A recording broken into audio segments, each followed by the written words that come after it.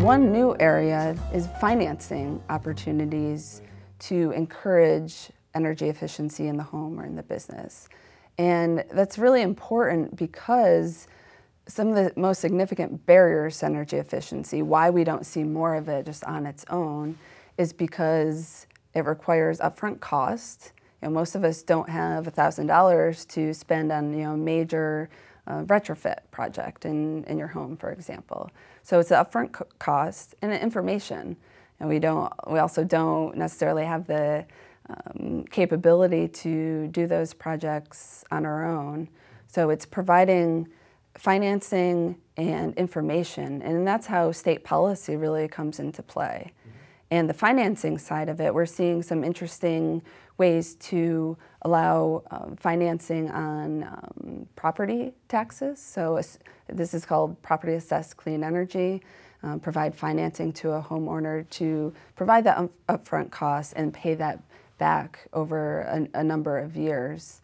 The financing could also be attached to a utility bill. So there are some interesting ideas out there about how to finance energy efficiency projects. The state had a pot of money that they were using for energy efficiency retrofits. So if you did put in a new furnace or a water heater, or did put in new windows, there was a pot of money you could apply for. That ran out very quickly, so that money is no longer available. There may be new money soon, but right now they've all been tapped out. They also had a fund for solar, both photovoltaic as well as hot water, and I guess wind energy too. And that money also ran out. It's all been allocated to people who are now doing these projects and will get refunds for it. That's kind of what's available right now.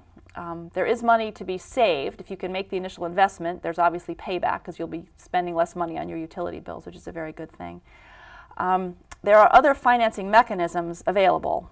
They can be very complicated. There's a PACE funding, which is kind of a process where you have a big pot of money and then you loan that money out to people who've applied for legitimate projects, and then they pay it back through various different mechanisms, one of which would be to increase the payment you make on your property tax every year, and there's just an extra amount that pays back that fund over time.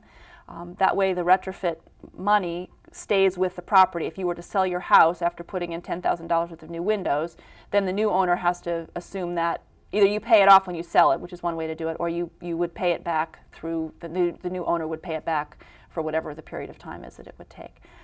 It takes a very large hunk of money in the beginning, several $1,000,000 really to make this project work, to get enough people to do it and to have enough money to really finance these things.